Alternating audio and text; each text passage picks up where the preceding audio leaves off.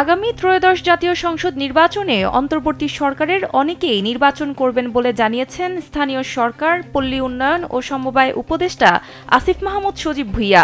বৃহস্পতিবার তিনি বলেছেন, আমি নির্বাচনে অংশ নেব সে ঘোষণা দিয়েছি।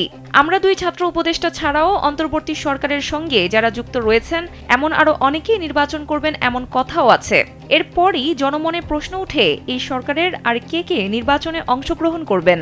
সামাজিক যোগাযোগ মাধ্যমে এ নিয়ে বিভিন্ন ধরনের আলোচনা সমালোচনা চলছে।